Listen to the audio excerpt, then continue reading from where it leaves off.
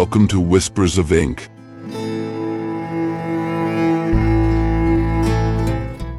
I'm Machado de Assis, and now I will read one of my stories. Let's start with the book Mariana, which is part of my novels collection.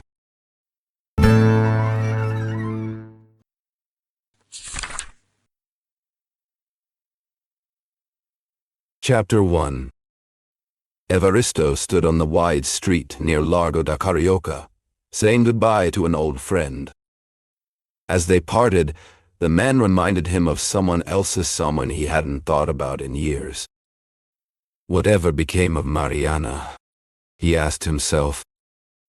It was the year 1890.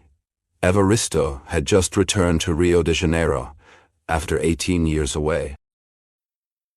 He had left the city back in 1872, planning to stay in Europe only until 1874 or 1875. He wanted to visit a few famous places, nothing more. But once he got to Paris, everything changed. He kept pushing his return. 1 year became 2, then more. Eventually, he stopped thinking about going back at all. He lost interest in what was happening in Brazil. In recent years, he didn't even read the newspapers from home. Only once in a while, a poor Bahrain student who borrowed the papers would tell him a big story or two. Then, in November 1889, a French reporter showed up at his apartment in Paris. The man talked about a revolution in Rio. He asked Evaristo for political, social, and personal details. Evaristo thought for a moment. "My dear sir," he said to the reporter, "I think I should go see for myself." He had no political party, no strong opinions, no close family, and no business to pull him back. All his money was in Europe. And yet, he made the sudden decision to return. Not for duty, not for love, but for curiosity. He wanted to see how everything had changed. He checked the date of a play at the Odeon, a comedy written by a friend. If he left on the very first ship and came back after 3 more, he could still buy a ticket and make it inside the theater on time. So he packed his bags, hurried to Bordeaux, and boarded the ship. Now, walking down Rua da Assembleia, he asked himself again, whatever became of Mariana? Maybe she was gone. If she was still alive, she must be different now. She'd be about 45. Wait, no, 48. She was 5 years younger than him. 48. Still, she was a beautiful woman. A strong woman. And the love they shared, beautiful and unforgettable. He felt a sudden urge to find her. To see her again. Evaristo asked around quietly. He found out that Mariana still lived in the same house where he had last seen her, on Rua do Engenho Velho.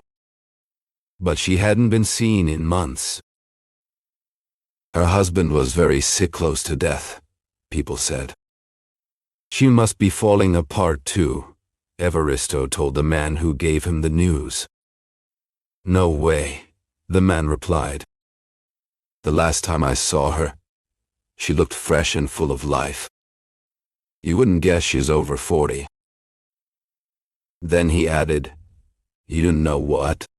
There are still beautiful roses around. But those cedar trees from 1860 to 1865, somehow, they don't seem to grow anymore. They do grow, Evaristo shot back. You just don't see them because you don't climb the Lebanon anymore. Truth was, Evaristo now felt a strong urge to see her again. What would happen when their eyes met? Would they see each other the same way as before? Or would old memories change the moment they stood face to face? Evaristo hadn't come on a vacation. He had come to heal. Time had done its work. But how would they feel when they met again? Would the ghost of 1872 return to the sad year they broke apart, the year that almost drove him mad and nearly killed her?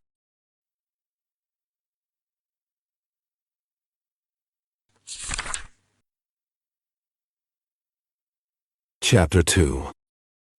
Evaristo arrived at Mariana's house a few days later, stepping out of a horse-drawn carriage and handing his card to the servant. He walked into the living room and waited, letting his eyes wander around. What he saw struck him deeply. The furniture was exactly the same as it had been 18 years ago. His memory, unable to bring those details back during his long absence, now recognized every single piece, as if time had never passed. The arrangement was unchanged, frozen in time. The pieces looked old, worn down by years of use. Even the artificial flowers in a large vase on the sideboard had faded, their colors long gone. The room felt like scattered bones waiting to be wrapped in flesh again. With a little imagination, Evaristo could almost rebuild the past, giving life to a forgotten figure, a figure that only seemed to miss a soul. But the soul was there. Hanging on the wall above the sofa was Mariana's portrait. It had been painted when she was 25. The golden frame, once shiny, now peeled in spots, stood in contrast with her youthful and cheerful face. Time had not taken away her beauty. She was dressed in the fashion of 1865, with large, loving eyes that seemed to shine with warmth. She was the only living presence in the entire room. And yet, her image alone was enough to bring a fleeting sense of youth into the tired space. Evaristo was deeply moved. There was a chair facing the portrait, and he sat down, unable to look away. The painted eyes stared back at him, perhaps surprised by the meeting and the change, because his real eyes had lost the warmth and charm of hers. But that difference didn't last long. The memories of his younger days returned to him like a breeze, bringing back the bloom of youth. His eyes locked onto hers, and for a moment, both seemed to share the same past, the same old mistakes. Then, slowly, Mariana stepped out of the canvas and the frame. She came to sit across from Evaristo, leaned forward, stretched her arms over her knees and opened her hands.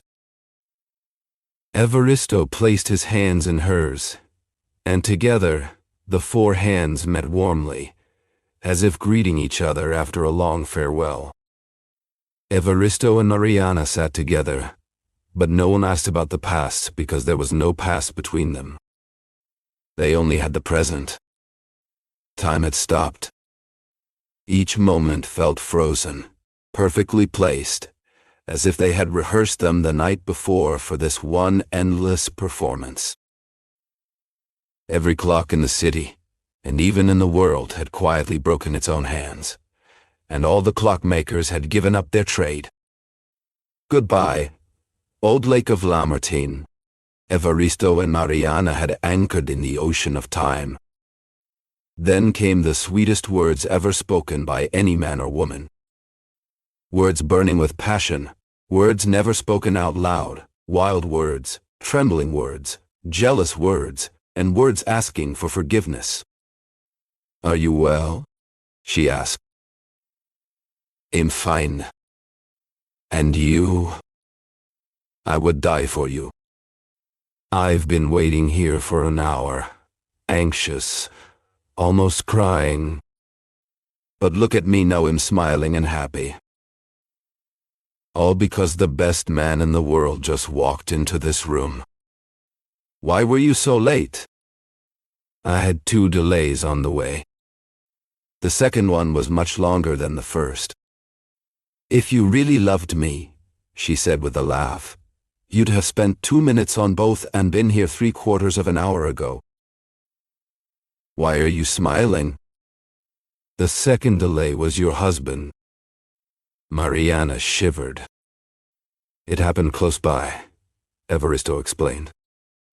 We even spoke of you. He brought you up first. I don't even remember what about, and he talked kindly, almost tenderly. For a moment, I thought it was a trap, a way to win my trust. In the end, we said goodbye. But I stayed behind, watching to see if he would come back. I saw no one. That's why I was late. And that's also why I suffered.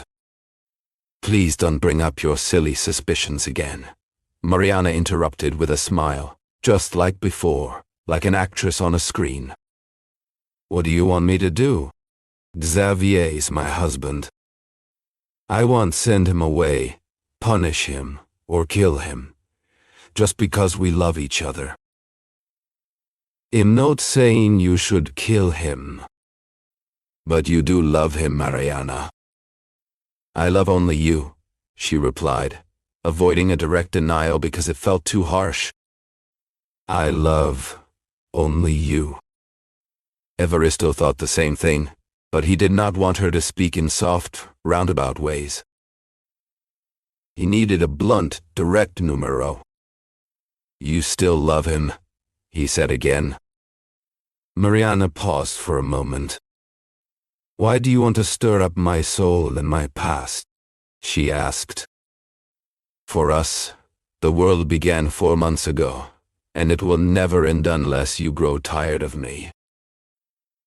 I will never change. Evaristo knelt down, pulled her arms toward him, kissed her hands, and buried his face in them. Then he let his head fall into Mariana's lap. They stayed like that for a while. Soon, she felt her fingers grow wet. She lifted his head and saw his eyes full of tears. What is it? She asked. Nothing, he said. Goodbye. But what is wrong? You still love him, Evaristo said. The thought terrifies me, and it hurts me deeply. If I knew for sure that you still loved him, I could even kill him. You are a strange man, Mariana replied. She dried his eyes with her hair, which she had quickly undone to give him the softest, finest handkerchief in the world. Do I love him? No, I don't love him anymore. There is your answer.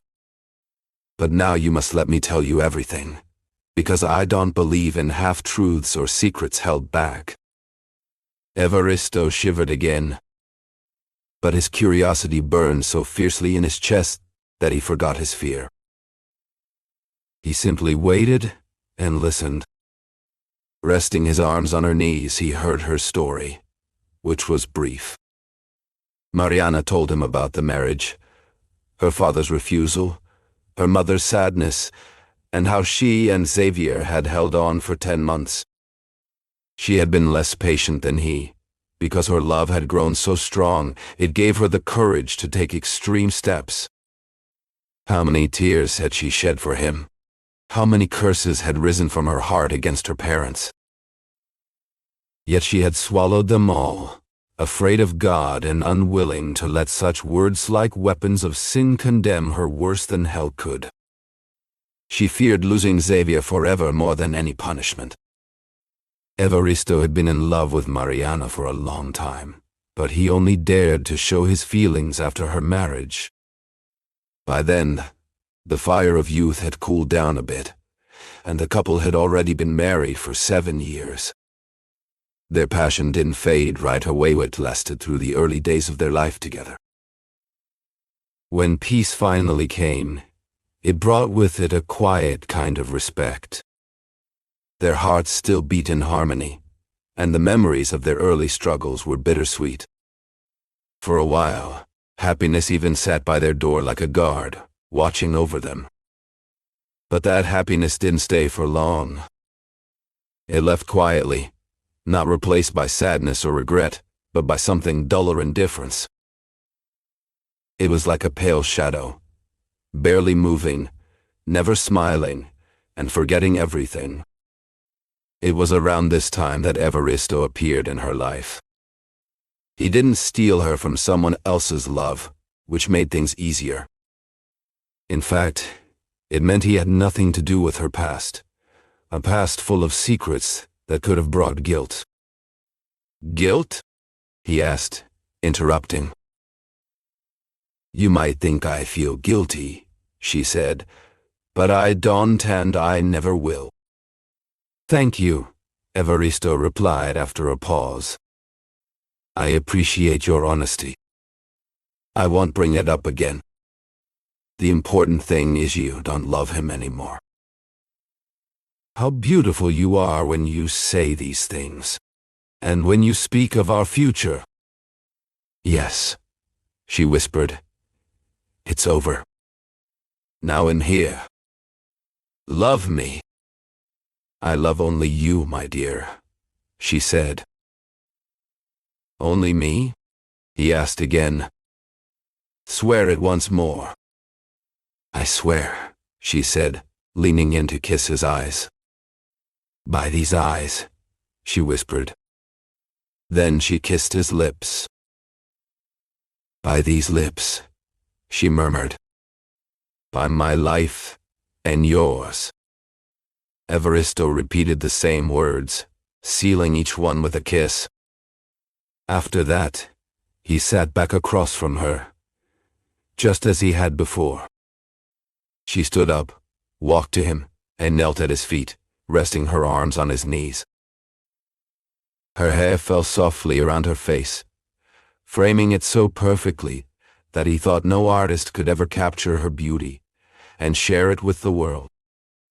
He told her that, but she didn't answer. She only looked into his eyes, silently pleading. Evaristo leaned closer, locking his gaze with hers. Face to face, they stayed like that, unmoving for an hour. 2, maybe 3, until a voice broke the spell. Please come inside.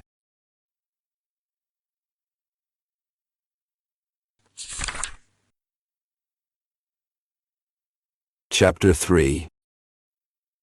Evaristo's heart skipped a beat. He saw a man, his servant, the same one who had taken his calling card. Dona Evaristo stood up quickly. Mariana vanished behind a curtain hanging on the wall. There, he saw her again, dressed in the style of 1865, her hair neatly done, calm and composed. Everything felt like a dream. Thoughts, gestures, actions followed no real time. All of it happened in 5 or 6 minutes, the exact time the servant had taken to deliver the card and return with an invitation. Yet, Evaristo still felt the warmth of her touch. He had truly lived again between the years 1869 and 1872. Those 3 hours of vision had been a gift, a stretch of time given just for him. All the memories came rushing back: his jealousy of Xavier, their moments of forgiveness, the love they once shared. Only the final crisis was missing, when Mariana's mother found out everything and bravely stepped in to separate them. Mariana had decided to end her life. She even took poison. Her mother's desperate pleas were the only thing that brought her back to life. Xavier, who was away in the province of Rio at the time, never learned the full truth. All he knew was that his wife had narrowly escaped death because of a mix-up with medicine. Before leaving the country, Evaristo had tried to see her one last time, but it was not possible. Let's go, Evaristo said now to the servant who waited for him. Xavier was in the next room, lying on a sofa. His wife sat beside him, and a few visitors were there too. Evaristo entered, his heart full of emotion. The room was dimly lit and very quiet. Mariana held one of Xavier's hands, watching him closely, fearing either death or another attack. She barely lifted her eyes to greet Evaristo and gave him her hand. Then she turned back to her husband. His face showed the marks of long suffering, and each breath he took sounded like the beginning of something final, something eternal. Evaristo, having only seen Mariana's face, stepped quietly to a corner. He dared not look at her again or follow her movements. Soon, the doctor arrived. He examined the patient, repeated his earlier instructions, and left, promising to return at night. Mariana walked with him to the door, speaking softly and trying to read the truth in his face, since his words gave nothing away. That was when Evaristo really looked at her. Pain seemed to weigh on her more than age itself. He noticed the way she moved, the way her body carried her sorrow. She didn't come from a painting, like the young woman he once knew, but from time itself, shaped by years and grief. Before she returned to her husband's bedside, Evaristo decided it was time to leave. He followed her to the door. "May I take my leave?" he said. "I'm sorry I couldn't speak to your husband today." "He can't receive visitors now," she replied. "The doctor says he needs rest and quiet. Another time, perhaps. I didn't come sooner because I only heard about his condition recently. And I arrived not long ago." "Thank you," she said. Evaristo reached for her hand and turned and left quietly. She went back to sit beside her husband. Her eyes, her hands, her whole being showed no emotion toward him. Their goodbye was like that of strangers. Of course, their love had ended long ago. The memories were distant, her heart had aged with time, and now her husband was dying. Yet, he wondered, how could she stand before a man who once meant so much to her, after 18 years apart, and feel absolutely nothing, not even a hint of surprise or discomfort? That, he thought, was a mystery. He called it a mystery. Even at that moment, saying goodbye, he felt a tightness in his chest, something that made his voice shake, that took his thoughts away, even the usual polite words of comfort and hope. But Sheshi felt nothing. Thinking of the portrait in the living room, Evaristo decided that art had beaten life. The painting had kept her body and soul alive. All of this came with a bitter taste of disappointment. Xavier lasted only a week longer. When Evaristo came for his second visit, he witnessed the man's death. He couldn't help but feel deeply moved by the moment, the setting, everything around him. Mariana sat beside the bed, her hair loose, her eyes empty from sleepless nights and endless tears. When Xavier finally breathed his last after a long and painful death, the room fell into a heavy silence. Few relatives and friends wept openly, but Mariana's piercing cry broke through the quiet like thunder. Everyone turned toward her. Then she collapsed to the floor in a faint. She remained unconscious for just a few minutes, but when she came to, she rushed to her husband's lifeless body. She threw her arms around him, sobbing wildly, calling him names full of love and longing. No one had thought to close his eyes, and this small detail led to a heartbreaking moment. After kissing those open, unseeing eyes again and again, Mariana suddenly became wild with hope. She screamed that he was still alive, that he would be saved. No one could pull her away.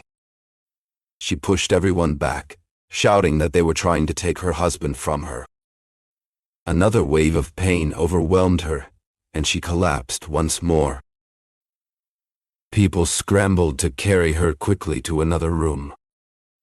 The next morning, when it was time to bury Xavier, Mariana wasn't there.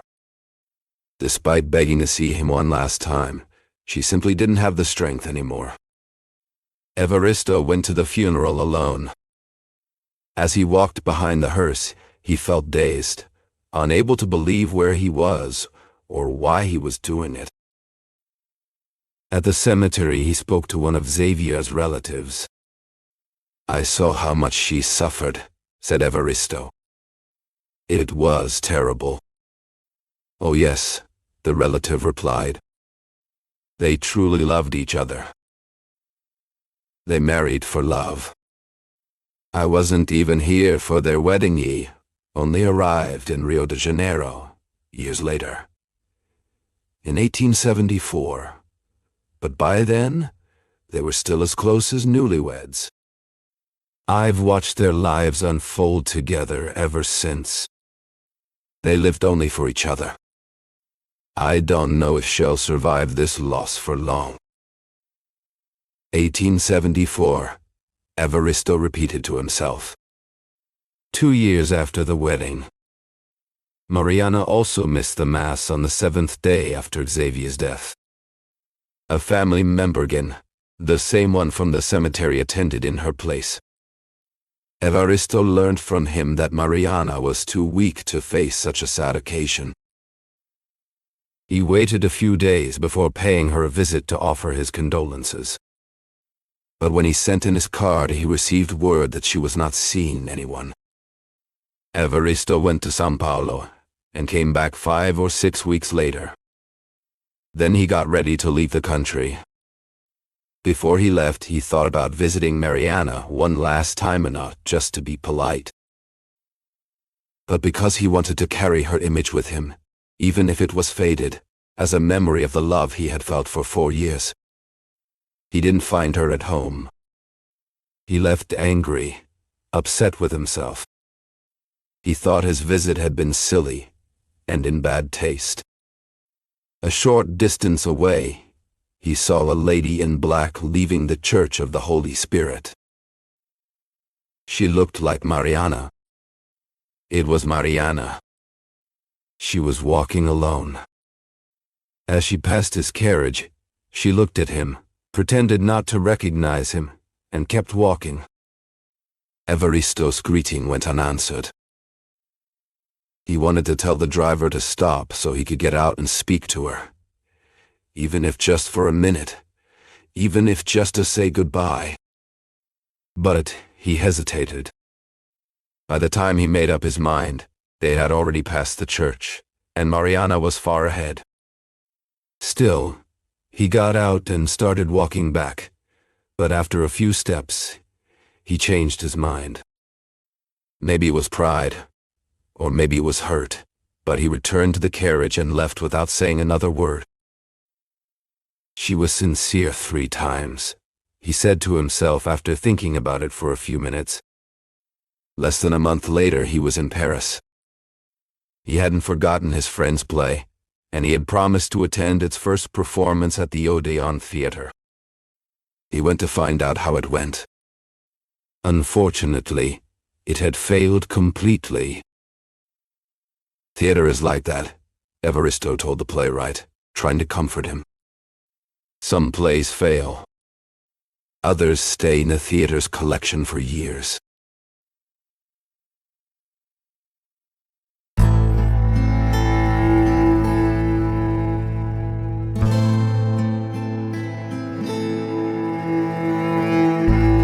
Thank you for listening so far. If you enjoyed this video, don't forget to like our channel and click the bell to be notified whenever a new book is read. Have you heard of Machado de Assis?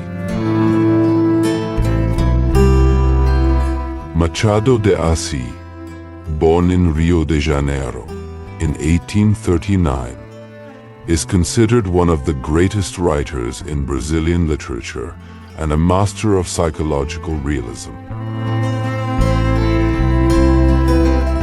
He was a novelist, poet, playwright, and short story writer whose works explore the complexities of human behavior with irony, subtlety, and deep introspection.